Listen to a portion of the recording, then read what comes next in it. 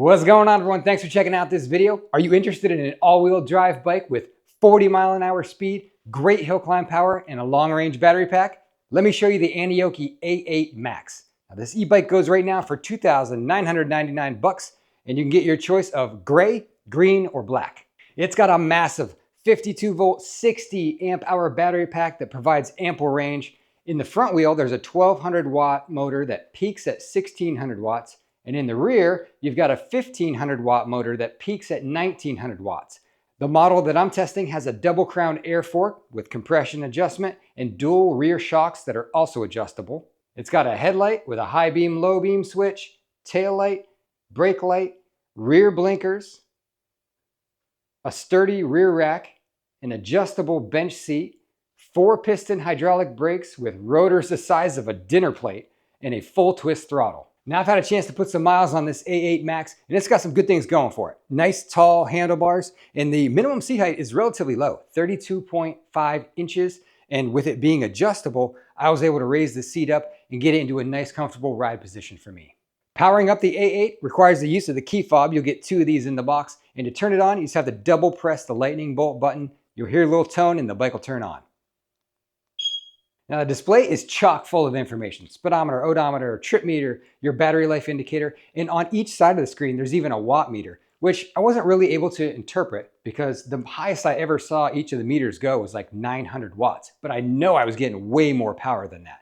And you might think that each one of those meters is, one for the front wheel, one for the back wheel, but even in single wheel drive, both meters were giving a reading. So I wasn't quite sure on that, but no big deal. I spent most of my time looking at both the speedometer and also the drive mode indicator. I would say the display is pretty advanced looking, pretty futuristic. If you long press the left arrow button, it'll take you into the settings, which, the graphics in there look like they're straight out of a scene from Iron Man, but they are really easy to use. You can change your units between metric and imperial. You can change your speed limit. You can adjust the number of pedal assist levels you want. You can also go in and fine tune the pedal assist. You can choose what percentage of power you want delivered from the bike in each level of pedal assist. That's a great feature to have. The pedal assist system is a cadence sensor, so it's just keeping track of when the pedals are rotating, providing you power accordingly, and your throttle speed is limited by what pedal assist level you're in. So I basically rode in pedal assist 5 the whole time. That way I always had max throttle.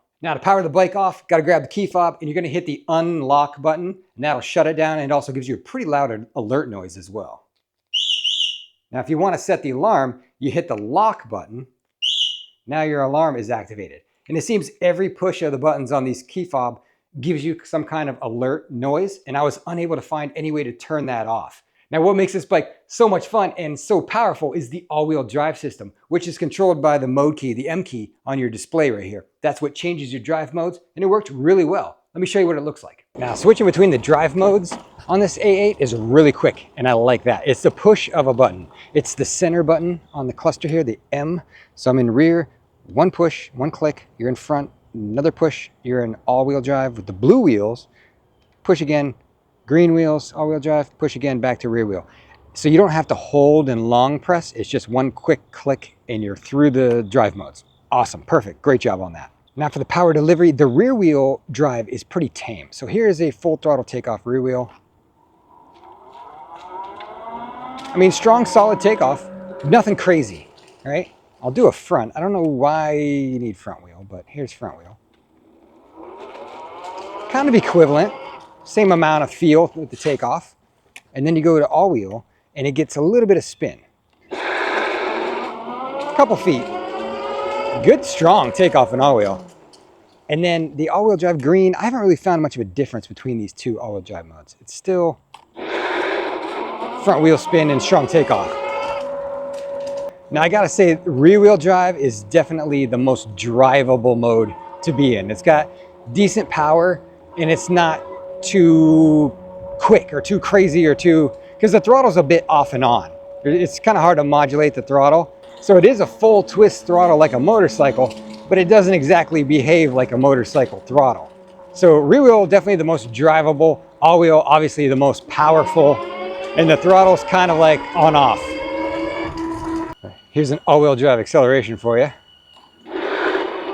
Good strong takeoff. The all-wheel drive system does work well. I mean, it delivers the power really well. Doesn't have a crazy amount of front wheel spin, which is good. It really puts the power to the ground nicely. I'll do it again for you here. It's a really strong takeoff. They got that right. Good job on the delivery there. So very easy switching drive modes, excellent power delivery in all-wheel drive. The accelerations were nice and strong with minimal wheel spin. The rear-wheel drive mode setting seemed great for just kind of cruising around. And then you just bump it to all-wheel drive when you need power for climbing hills, like this. Well, let's see how she climbs hills. I'm expecting an excellent showing from this bike. It's got a lot of power behind the throttle, so it should do really well here. We test all the bikes on the same hill and we time them going up. Now, a really fast all-wheel drive will do it in like 13, 14, 15 seconds, somewhere in there. This one should probably be pretty close to that. Let's see, get it into all-wheel drive. All right, pedal assist 5, we got all power, all-wheel drive. Hit the throttle and go. Ready, 3, 2, 1, go. Some spin off the line, but pulling nicely. Oh yeah, gonna be a good time. Wow, a lot of power, a lot of power. And time. That was really good. I'll put all the other times from other all-wheel drives up on the screen, but plenty of juice in this thing. All right, we're gonna pull this hill out of this neighborhood. See how she does. All right, here we go. A little bit of spin, but not much. It's got a good takeoff. This is just straight uphill out of here. No sweat. 30 miles an hour. Still climbing. 32. Hill climbs are not an issue on this thing. We're up to 34 mile an hour. Let's back off. Yep, no problem. All right, see if we can climb this hill. This is a really, really steep off-road bumpy hill.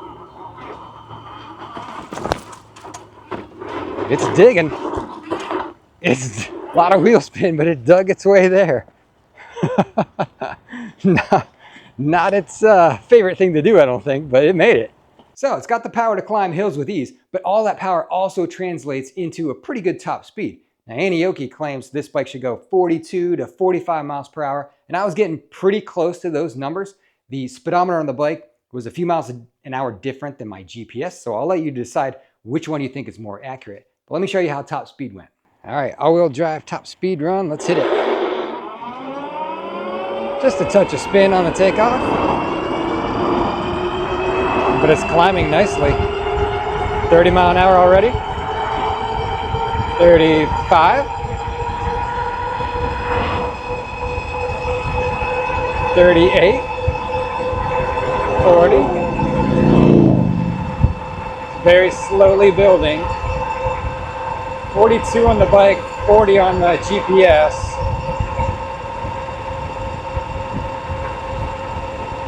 41 GPS, 43 on the bike. That's about it. That's all she's got. 41.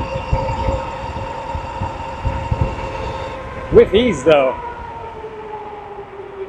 It's holding steady at over 40. I mean, that's really good for an electric bicycle. Now this bike's got some great speed. Let's run it up to speed because there's another thing I want to tell you about it. All right, here we're doing 37, 38 miles an hour. It feels very comfortable at this high speed. You know, it's very stable, very planted. I mean, what's the word I'm looking for? I don't know. I feel like I could go even faster. Now we're at 44. It's very stable at the high speed. So it might be that it's just a well-balanced e-bike. You know, you got the mass of the heavy tires, front motor, the front disc there, and then you got the rear motor, and then all of the mass of the heavy batteries right in the dead center. So maybe that's why it feels so stable. I don't know, but it does feel great at speed. You know, when I'm doing 40 on a motorcycle, I feel like I'm not even moving. When I'm doing 40 on a bicycle, sometimes it gets a little bit sketchy. This one doesn't feel like that. It does feel good at high speed. So great speed, also felt really stable at high speed. And I also want to point out these tires. They are heavy duty tires. On the side of them, they just say Black Cat, but I have seen these same exact tires with the same tread pattern with other brand names on them, and I've put them on other bikes. They are thick tires. They're pretty much double the weight of a typical 20-inch fat tire. When I weighed a CST tire, it weighed 2.5 pounds. These tires weigh 5 pounds a piece. So hopefully that extra thickness in the tire will translate to better puncture protection. And then also you got to consider, you're on a 130-pound e-bike going 40 miles an hour. You want a sturdy set of tires on it. Now with all that speed and power, you want to be able to bring this rig to a stop safely. And to accomplish this, Aniioki uses 4-piston calipers and a massive 300mm front brake rotor. That's just huge. That's almost the same size as what's on my 500-pound motorcycle. And most e-bikes are going to use a 180mm disc, which looks like this. But I gotta say, the brakes work great. The stopping power in this thing is excellent. Wow, I mean, the front end dives down, it brings you to a stop so fast. These brakes are so strong. All right, let's try to do a controlled emergency stop from the mid-30s. Here we go, and clamp down. Whoa. That was good. That was a good. This thing stops you like right now. Now my only complaint with the brakes were that the front one got a little bit noisy at times. And having this giant metal plate here, any tiny little noise just gets kind of amplified and it rings through this thing like a bell. It just amplifies all noises. So I think the brakes, they're a bit of overkill, but man, they stop you in a hurry. Now I also tried a bit of off-roading with the A8 Max. It didn't really feel like this bike's strong suit. I'll show you what I mean. It's very, oh wow. Still hear that knocking noise, which I believe is the forks. I'm not sure. It's not them bottoming out. It's like when it rebounds up, it makes that noise. And you can see by the, I can't keep a steady, the throttle's kind of on off. It makes it tough off-road. I don't really think that this type of riding, like I'm trying to be gradual with the throttle as much as I can, and it's just little short bursts of throttle. This is not this bike's cup of tea. I mean, I think it's way more at home on the street. Street riding, paved roads, definitely where I foresee most people using the A8. It feels way more comfortable in that environment. You know, tackling any kind of gnarly off-road stuff was pretty challenging. You got to remember, in all-wheel drive mode, you're going to get front wheel spin if you're on loose terrain. And then, you know, if you get off balance at all with this thing, you got to manage the 130-pound bike weight. But another bright spot for this bike is the battery pack. 52 volt, 60 amp hour battery pack, huge battery pack, and it's really easy to take it in and out of the frame. Great design. Now, Aniioki claims you can get 100 to 110 miles of throttle only range out of the A8. So I did some throttle only range testing, and here's what I found. First, I put the bike into all-wheel drive, and I used a lot of the power. I was going very fast, high speed, a lot of high speed all-wheel drive riding, and for every percentage of battery that went down, I got less than a mile. Next, I put the bike into just rear wheel only, single wheel drive, and for every percentage of battery going down, I got more than a mile. And I ended my ride at about 60 miles, and I still had 26% of the battery remaining. So someone with my weight, 180 pounds, riding on my terrain, mostly flat, with my ride style, a mixture of all-wheel drive, rear-wheel drive, I'm expecting to get about 80 miles of range out of one charge. Do I think you could get 100? Absolutely. I think I could get 100 miles of throttle-only range out of this, but it would have to be in single-wheel drive. Now, of course, you can pedal and maybe get some more range out of the bike, and you can raise and lower the seat as well as adjust the tilt of the seat to get yourself into a comfortable position to extend your legs. But the front of the seat's kind of wide, so I did notice that rubbing on the inside of my legs as I was pedaling, but something tells me that people that buy this kind of bike aren't really going to do much pedaling. Maybe in an emergency situation where something broke down or they ran out of battery, or possibly to reinforce to onlookers that they are in fact a bicycle. After spending some time with this A8 Max, here's the things that stood out to me. Great speed, great power, street/paved road oriented e-bike, tremendous stopping power out of the brakes, and significant range. If that sounds like what you're looking for, give this A8 Max a look. And as always, I hope you found this video helpful, informative, maybe at least entertaining. If you did, consider hitting subscribe, coming back for more. Thanks for watching.